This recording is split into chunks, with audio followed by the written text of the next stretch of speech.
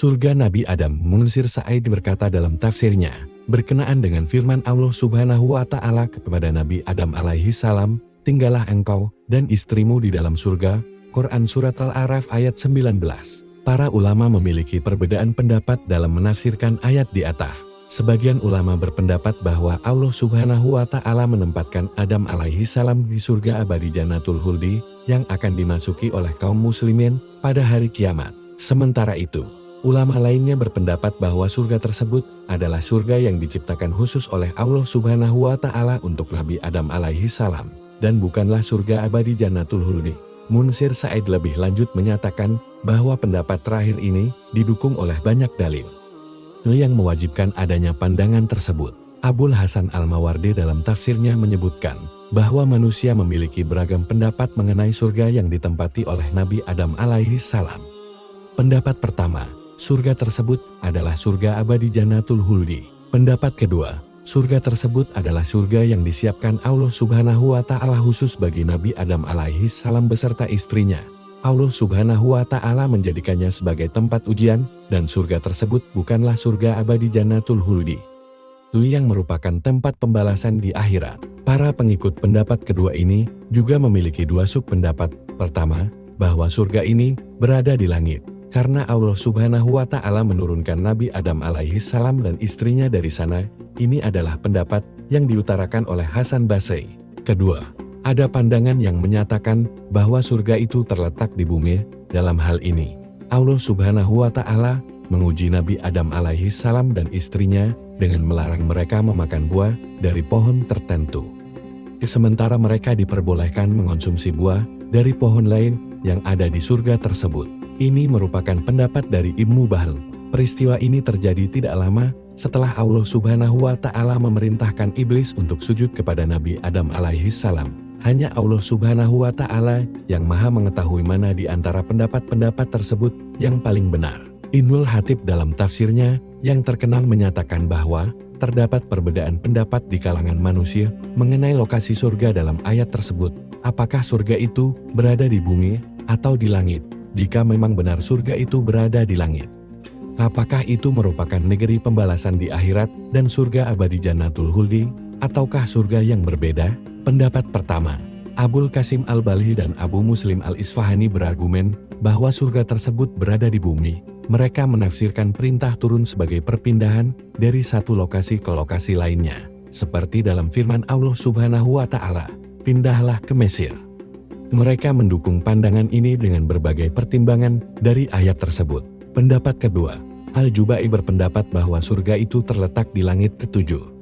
Pendapat ketiga, mayoritas sahabat kami berpendapat bahwa surga tersebut merupakan negeri pembalasan di akhirat. Abul Qasim Ar-Raghib dalam tafsirnya menyebutkan bahwa terdapat perbedaan pandangan mengenai surga yang dihuni oleh Nabi Adam alaihi salam. Ahlul Kalam berargumen bahwa surga tersebut adalah taman yang disediakan oleh Allah Subhanahu wa Ta'ala sebagai ujian bagi Nabi Adam alaihi salam, dan bukanlah surga tempat tinggal abadi Darul Khuldi. Abu Isa Ar-Ramani dalam tafsirnya mencantumkan beberapa dalil yang menjadi dasar bagi kedua pendapat tersebut. Di antara ulama lainnya yang mengemukakan perbedaan pendapat mengenai hal ini adalah Abu Isa Ar-Ramani, yang cenderung mendukung pandangan bahwa surga tersebut adalah surga abadi Jannatul Khuldi. Ia menjelaskan bahwa pilihan pendapat ini sejalan dengan pendapat Hasan Basri, Amr, Wasil, beserta sebagian besar sahabat-sahabatnya. Pendapat ini juga dipegang oleh Abu Ali, guru kami Abu Bakar, dan beberapa mufasir lainnya. Sementara itu, Ibnul Hatib lebih memilih untuk bersikap tawakuf diam dalam masalah ini dan menjadikannya sebagai pendapat keempat. Pendapat keempat menyatakan bahwa semua pandangan di atas mungkin dapat diterima, mengingat adanya kontradiksi dalam dalil-dalil yang ada. Oleh karena itu, sikap yang paling bijak adalah memilih untuk tawakuf diam dan tidak menetapkan arti tertentu. Munsir bin Sa'id menyebutkan bahwa pandangan yang menyatakan bahwa surga Nabi Adam alaihis salam berada di bumi dan bukan surga abadi adalah pendapat Abu Hanifah dan pengikut-pengikutnya. Ia menambahkan, banyak orang yang menantang kami mengenai surga Nabi Adam alaihis salam dengan mengandalkan pendapat pribadi mereka tanpa dukungan hujah. Semua itu hanyalah klaim yang tidak berdasar atau hayalan. karena mereka tidak menyajikan hujan dari Al-Quran, Sunnah, atau atsar dari sahabat, tabi'il, tabi'in, maupun hadits mausul sans atau masyhur. Kami juga menemukan bahwa orang-orang Irak dan para pendukung pendapat mereka berpendapat bahwa surga Nabi Adam alaihi salam bukanlah surga abadi Jannatul Khuldi. Padahal, buku ini diambil dari ilmu mereka. Masalahnya adalah bahwa mereka tidak hanya bergaul dengan orang-orang yang nyeleneh, tetapi juga berinteraksi dengan tokoh-tokoh sesat. Saya menyampaikan hal ini agar dipahami bahwa saya tidak bermaksud mendukung atau membela pendapat Abu Hanifah. Saya hanya berpihak pada pendapat yang didukung oleh dalil, baik dari Al-Quran maupun Sunnah.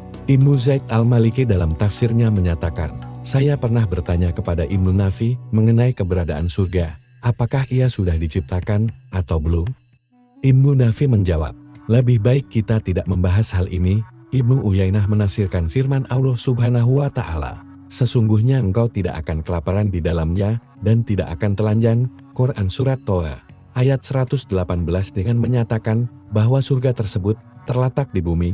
Ibnu Nafi dan Ibnu Uyainah adalah dua tokoh besar dalam ilmu tafsir. Sementara itu, kelompok-kelompok yang menyimpang tidak memberikan penjelasan yang sebanding dengan apa yang disampaikan oleh kedua imam tersebut, dan mereka juga tidak mengemukakan pendapat yang bertentangan.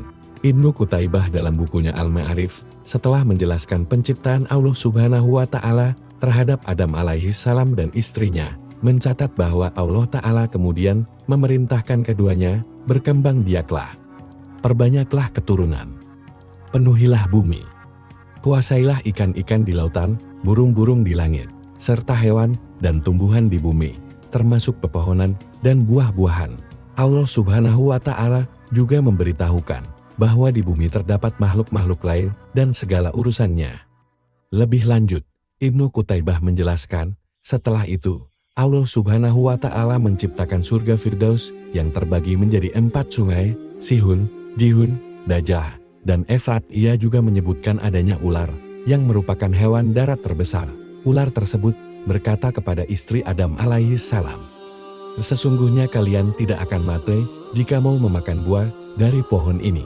Ibnu Qutaibah menjelaskan, kemudian Allah Subhanahu wa Ta'ala mengeluarkan Nabi Adam alaihi salam dari sisi timur surga Aden ke bumi, tempat di mana ia diciptakan. Ia juga menyebutkan bahwa menurut Wahab, lokasi turunnya Nabi Adam alaihi salam setelah diturunkan dari surga Aden adalah daerah di sebelah timur India. Lebih lanjut, Ibnu Qutaibah menyatakan bahwa Kabil mengangkat saudaranya hingga sampai di sebuah lembah di Yaman yang terletak di sebelah timur surga Aden, dan kemudian bersembunyi di sana. Selain Ibnu Qutaibah, para ulama juga memberikan penjelasan mengenai kutipan Abu Salih dari Ibnu Abbas tentang firman Allah Subhanahu wa Ta'ala, turunlah kalian semua. Dalam konteks ini, arti turun sama dengan seseorang yang mendarat di suatu tempat. Munsir bin Sa'id menyampaikan bahwa Wahab bin Munabbih mengatakan bahwa Adam alaihi salam diciptakan di bumi di mana ia tinggal, dan di situ dibangun surga Firdaus untuknya. Surga Firdaus terletak di Aden, dan dari sana mengalir 4 sungai yang disebut Firdaus Adam alaihi salam. Keempat sungai tersebut masih ada di bumi, dan para muslim tidak berselisih pendapat mengenai hal ini. Oleh karena itu, renungkanlah wahai orang-orang yang berakal. Wahab bin Munabbih juga menyatakan bahwa ular yang berbicara dengan Adam alaihi salam adalah hewan darat terbesar, dan ia tidak menyebutkan hewan langit yang terbesar. Mereka berpendapat bahwa surga Nabi Adam alaihi salam tidak berada di bumi, melainkan di atas langit yang ketujuh. Wahab bin Munabbih melanjutkan, kemudian Allah Subhanahu wa Ta'ala mengeluarkan Adam alaihi salam dari sebelah timur surga Aden. Perlu dicatat bahwa di surga tempat tinggal abadi, tidak ada arah timur atau barat, karena di dalamnya tidak ada matahari. Ia menambahkan, lalu Allah Subhanahu wa Ta'ala mengeluarkan Adam alaihi salam ke bumi, tempat asalnya. Ini berarti Allah Subhanahu wa Ta'ala mengeluarkannya dari surga Firdaus yang khusus dibangun untuknya di sebelah timur India. Semua informasi yang disampaikan oleh Ibnu Qutaibah ini berasal dari Yaman, tepatnya dari Aden.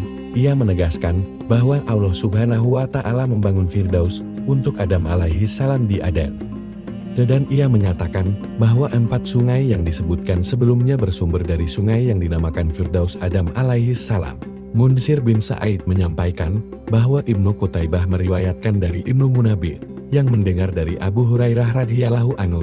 Ia menjelaskan bahwa pada saat-saat terakhir hidupnya, Nabi Adam alaihis salam menginginkan salah satu buah dari surga. Menurut mereka, surga itu terletak di langit yang ketujuh. Anak-anak Nabi Adam alaihis salam pun segera keluar untuk mencari buah yang diinginkan ayah mereka, hingga akhirnya mereka bertemu dengan malaikat yang memberitakan kematian sang ayah. Jika informasi yang disampaikan oleh Ibnu Qutaibah benar, apakah kalian berpendapat bahwa anak-anak Adam alaihis salam tidak waras karena mereka mencari buah-buahan surga abadi yang seharusnya ada di bumi? Munsir bin Said menegaskan bahwa mereka hanya menyampaikan apa yang telah disampaikan oleh para ulama. Jika benar surga Nabi Adam alaihis salam adalah surga abadi, maka sudah pasti Adam alaihis salam akan kekal di dalamnya. Mereka berpegang pada Al-Quran. Sementara pihak lain hanya mengklaim tanpa bukti yang jelas. Ada berbagai pendapat di kalangan ulama mengenai hal ini, dan saya insya Allah akan menjelaskan argumen masing-masing kelompok serta menguraikan kesalahan dan kebenaran dari pandangan-pandangan tersebut. Wallahu alam.